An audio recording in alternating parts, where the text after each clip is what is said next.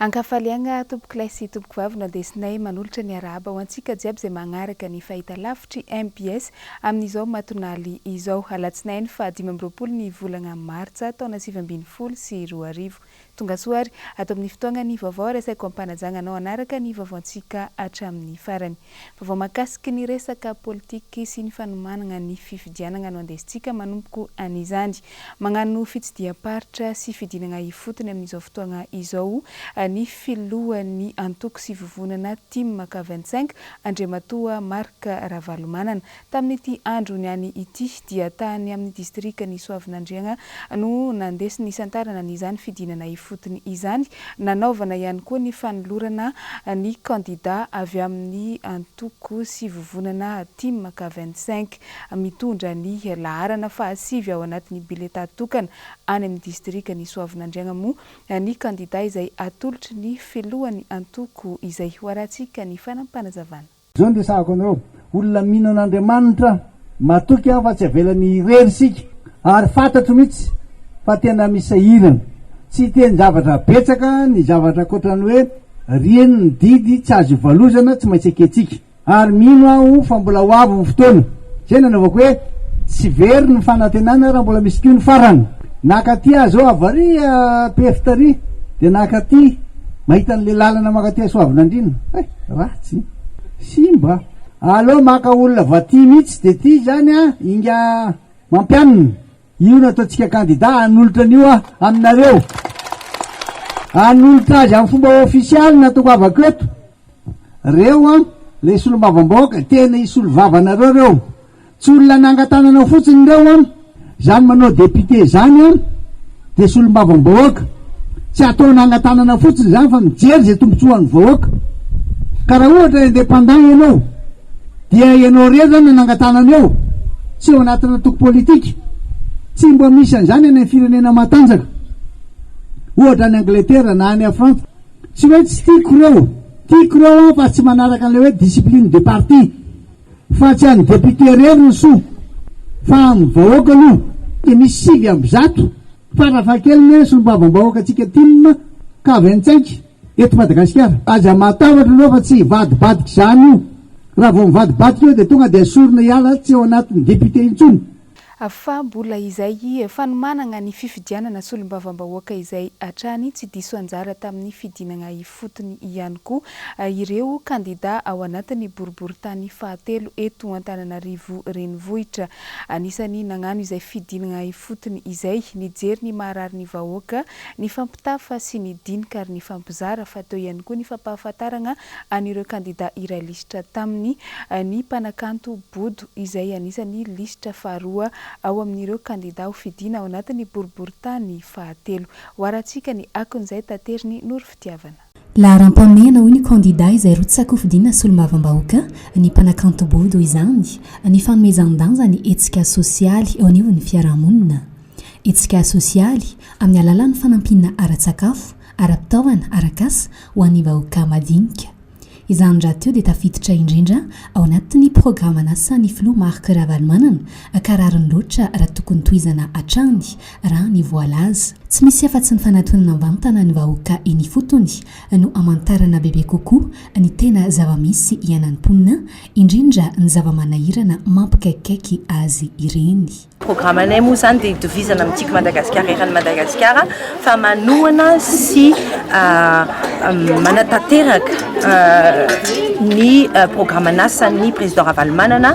hatramin'izay nilofosana hatramin'izay ka ny tena votoatin'izany dia mifantoka be dia be amin'ny sosialy dia izay no mahatonga ny reto olona be dia be reto tonga amin'ny tantara izay manjo azy izay ho avadika ho heverinay avadika ho volavolaina olalana ary rehefa manana ny majorité na ny atsasamanila mahery zay eny amin'ny teny miram-pirenena dia mazava loatra fa ho tanteraka ny fandrinay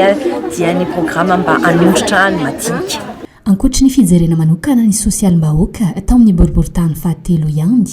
anisy ny fanomezana loharanom-baovao mahakasika indrindra ireo kandida ao anatin'ny lisitry ny team tiako i Madagasikara izany. ahitana ny mpanakanto bodo na antsoina amin'ny tena anarany hoe bodoarisora zafindrazaka kandida faharoa irotsakofidina solombavam-bahoaka ny 7 Mey izao naneo ny fahavononany moa ity kandida ity manomboka midina anaty tanàna zany a mampafantatra ny mombamomba ny kandida eto mirotsaka eto amin'ny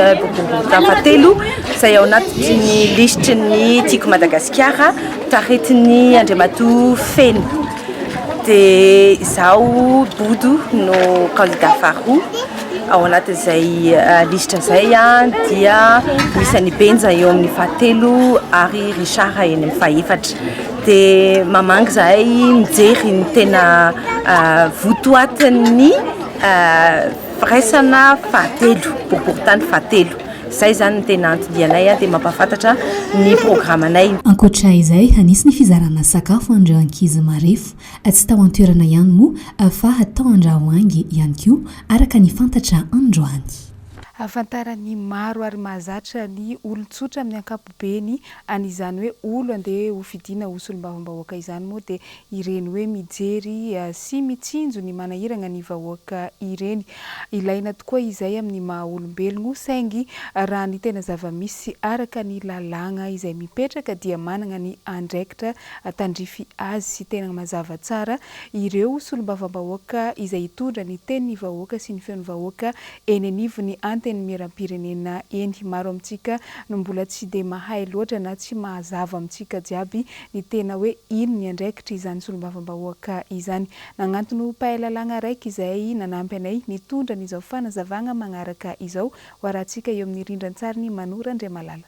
manjavozavo an-tsainy maro ny andraikitra sahan'izany solombavam-bahoaka izany raha ny eto Madagasikara no ambara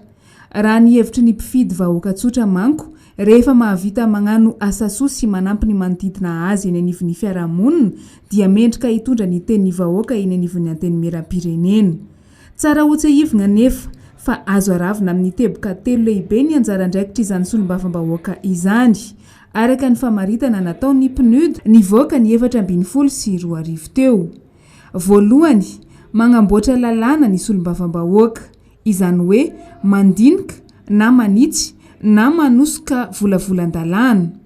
ny faharoa manara-maso ny asa ny fahefanam-panatanteraka izy ireo izany hoe mijery sy manakiana ary mitsara ny asa vitan'ny gouvernemanta ka afaka mampiato azy amin'ny andraikiny raha toa tsy mahafapo araka ny lalàna izany ny fahatelo farany izay lehibe indrindra dia ny magnano ny tatitra amin'ny vahoaka izay nifidy azy araka ny fampanantenana sy ny fitondrana ny olana misy eny anivon'ny fiarahamonina izay soloany tena ao anatin'izany anteny miram-pirenena izany mpanao lalàna ny solombavam-bahoaka ary mifidy izany hoe mandany ireo lalàna izay mandeha ny anivon'ny anteny miram-pirenena misy karazany roa ireo lalàn'ireo misy irzareo no manolotra an'ilay izy proposition misy avy any amin'ny gouvernement projet de loi ka mandinika an'ireo lalàn'ireo ary mandany azy no ataony na manitsy izay zavatra tokony ahitsy ao anatiny dia misy ihany koa ny andraikitry ny député izay entsika foana ilay andalovan'ny gouvernement eo anatrehan'ny député misy an'izay contrôle ataontsika hoe ataon'zareo ohatra ny hoe fanontaniana mikasika ny zavatra nataon'ny exécutif ary raha ao anatin'ny constitution dia voalaza fa afaka manao fanakanana ny gouvernement ny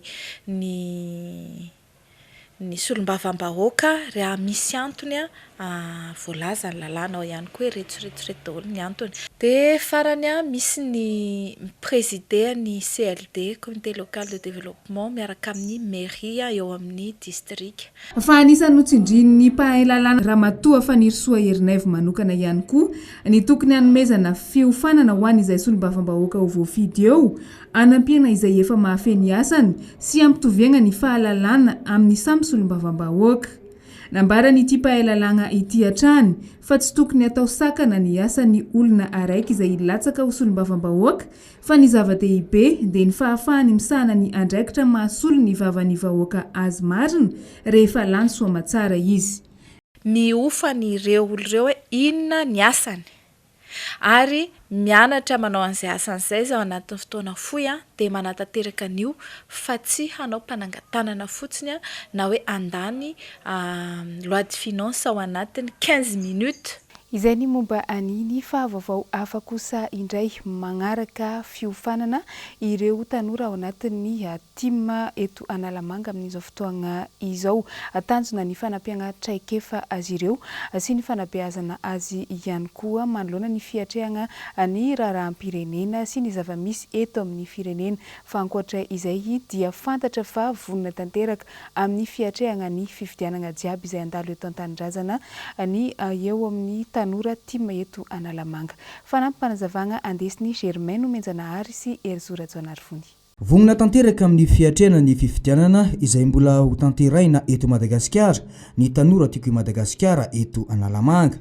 Manoloana izany indrindra dia misy ny fiofanana omena azy ireo mba ho fanamafisana ny traikefa sy fifampizarana izany ho an'ny mpikambana araka ny fanazavana izay nataon'Andriamatoa Razanadrakoto Heriniainy filohan'ny jeune team eto Analamanga.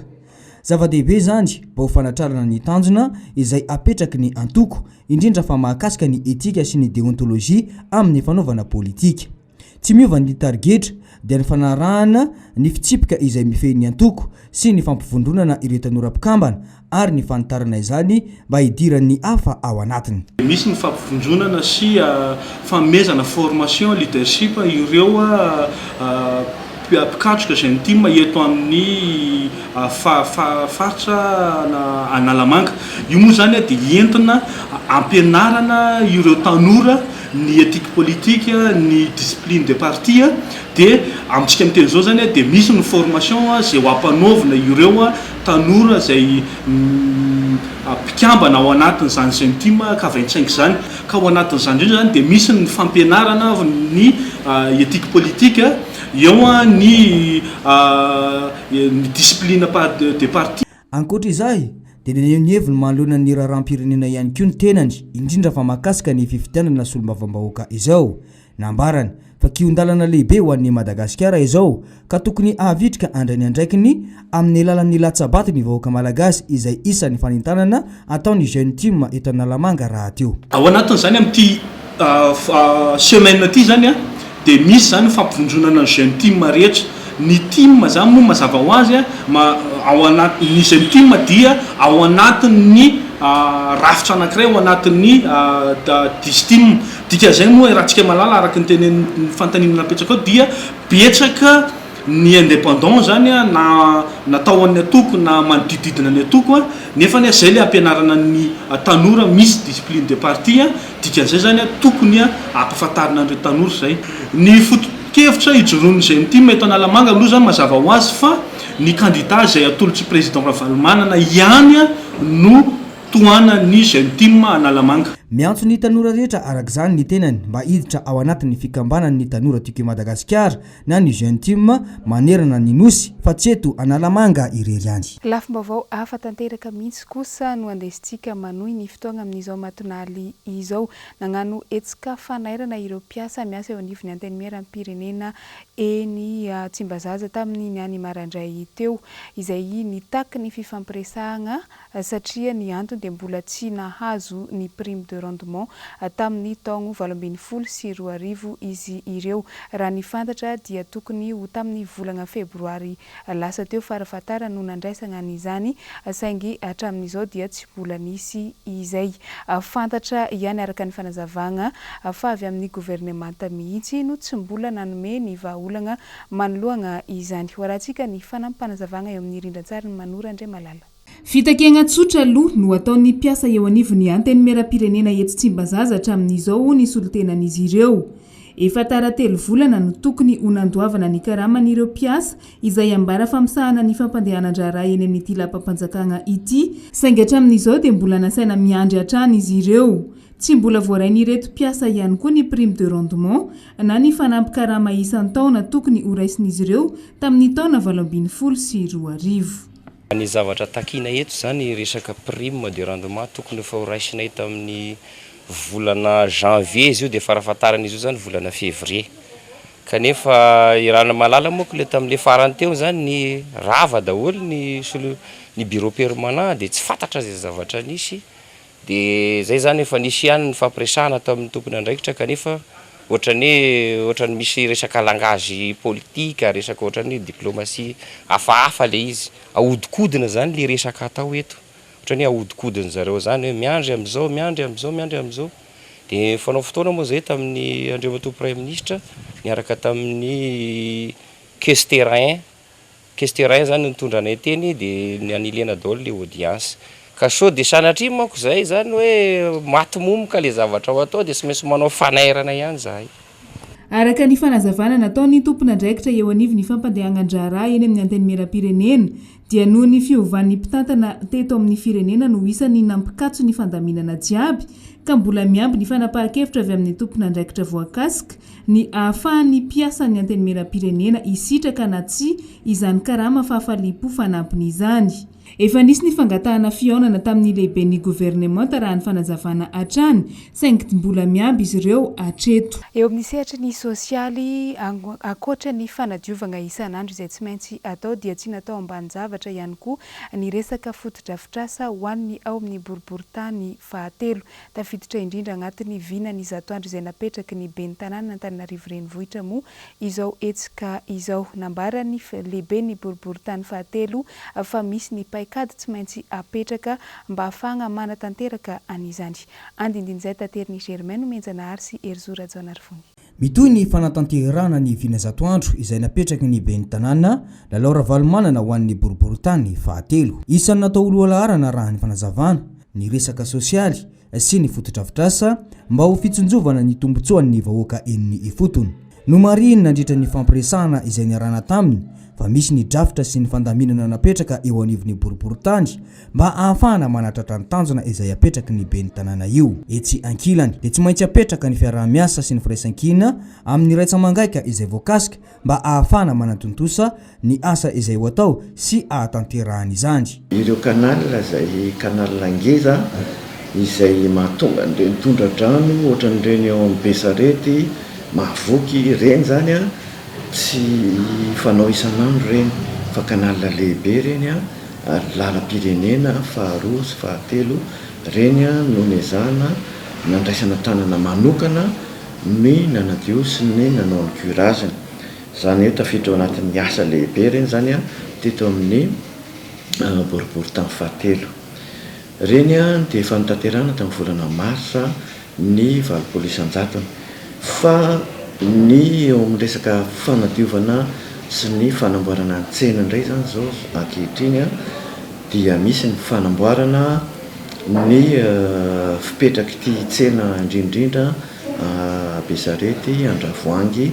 ary ny fandaminana ny parkina ny Bochard. Etsy ankilany dia nambarany fa isan'ny zavatra iray tsy azo sarahina amin'ny fiainam-bahoaka ny fahadiovana. Malona izany dia manao antso ho avy ho an'ny rehetra ny tenany indrindra fa nimpona rehetra eto Antananarivo renivohitra mba samy ikajy izay fahadiovana izay. Ny tsy manaro fako eny amin'ny rehetra eny mantso izy dia efa anisany manadio raha teo. Vaovao mahakasika ny lafiny tsy fandriam-pahalemana kosa ny zoma faharoa amby roapolo ny volana Martsa lasa teo iny tokony tamin'ny Nora Marandray dia nisy dahalo raiky izay nahatratrarana basy vita gasy miisa fito niaraka tamin'ny aody gasy kitapo raiky ary ravantany vao nahita ny mpitandro ny filaminana nagnano fanamiana moa izy ity dia vakilefa avy hatrany ka teo no nandodoma ny mpitandro ny filaminana azy tratra araka izany ireo fitaovana ireo. Jessica Miray no mitatitra ny vaovao.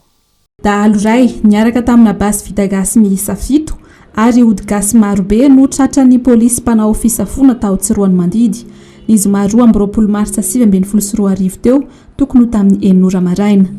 Teny amin'ny fiantsonany taxi borosy rehefa nanao fisafona tony mahazatra ny polisy avy ao amin'ny komisariany Tsiroany Mandidy dia nifanena tamin'ity lehilahy iray nitondra gony izay avy hatrany dia nanao taridositra raha vao nahita ireo polisy. Raikitra ny fanenjehana ka tratra ny lehilahy. Basy roa vita gasy no hita tao amin'ilay gony. Nandritra ny famotorana no nahafantarana fa andeha hiazo any mainty rano ity lehilahy ity ary mbola misy gony iray hafa azy tao anatin'ilay taxi borosy ny alany. Basy 5 hafa vita gasy ihany koa sy ody gasy maro no mbola hita tao amin'ilay gony iray hafa izay mbola n'ity lehilahy ity hatrany. No azon'ny fitsarana vonjy maika avy hatrany any am-ponjy ity lehilahy ity rehefa natolotra ny fampanoavana. Eo amin'izay resaka tsy fandriam-pahalemana izay atrany tany amin'ny toerana antsoina hoe Papango amin'ny commune Ikongo no nisehoana fitsaram-bahoaka ihany koa ka lehilahy iraiky 24 taona no anisany maty tamin'ny izany no ny fahitana fatim-behivavy izay hita ny fiarahamonina moa no naraikitra ny fisavagna isan-tokantrano ka vao nahita ireo olona itangorona ity lehilahy raiky ity dia vakilefa avy atrany. Andeha arahantsika ny andindiny izay mbola Jessica miray atrany no mitantitra izany. Fitsaram-bahoaka nahafatesana lehilahy iray tokony ho 24 taona tany Ikongo. Tao aoriany nahitana ny fatina vehivavy iray tao anaty onaona tao amin'ny tanànan'ny Papango ao Ikongo ny 20 ny volana Martsa 2024 teo dia nisy fisavana trano nataon'ny fokon'olona tao an-toerana. Ka tamin'izany indrindra no nisy lehilahy iray antsoina hoe Nirina no nilefa nandositra tampoka vao nahita ireo fokon'olona ireo ka dia raikitra teo ny fifaninjehana ary vao tratra ny fokon'olona ity lehilahy ity dia nofirain'izy ireo ny antsy ka maty teo ny eo. Nanao izay ho afany ihany ny polisy kanefa be noho ny vitsy ka tsy nahavonjy ity lehilahy ity fa nisy olona roa kosa ny voasambotra ho ahina nitarika izao fitsaram-bahoaka izao. Nikasa ny mbola haka ireo voatazona tao amin'ny beroan'ny polisy indray anefa ny fokon'olona ka tsy nanakizany ny polisy. Nisy ny fifanazavandresaka natao niaraka tamin'ireo ampanjaka tao an-tanàna ka niemotra tamin'ny evi-dratsiny ireo fokon'olona. Mizotra araka ny tokony ho izy ny famitorana ankehitriny ary efa ny fanarahana tamin'ny fampanoavana fa atolotra ny fitsarana amin'ny 25 ny volana Martsa izao ndrara miaraka amin'ireo olona 4 voakasika izany. Efa milamina tsara ny toe-draharaha ankehitriny ao Ikongo. Impody eto Antananarivo renivohitra tsika tsy mitsahatra mikaroka atrany ny anatsara ny fomba fiasany izany hoe ny fandrindrana ny fifamoivoizana sy ny fiarovana ny vahoaka ary ny fananany ny eo anivon'ny commune Antananarivo renivohitra ny eo anivon'ny polisy munisipaly. Manoloana izay indrindra dia miisa 20 ireo polisy munisipaly izay niatrika fiofanana tamin'ny farany herinandro teo tao amin'ny tranom-pokon'olona eny Analakely, fiofanana izay tafiditra indrindra moa ao anatin'ny vinany ramatoa ben'ny tanàna ramatoa Lalao Ravalomanana izany no totosa dia vokatry ny fiara-miasa ny niarahana ny teo anivon'ny polisy munisipaly sy ireo tsara sitrapo. Tanjona tamin'izao fiofanana izao moa ny ampitomboana sy anamafisana hatrany ny traikefa sy ny fahaiza-manaon'izy ireo amin'ny asa izay sahaniny araka ny fanazavana izay andesiny andiany voalohany amin'izao fiofanana izao. Andeha arahantsika izay. Ny polisy municipal moa manoloana ny adidy amanandraikitra izay antsoroana eto amin'ny tanàn'Antananarivo manaraka ny vinandramatoa ben'ny tanàna dia nanokana ity andro ity izay androany natokana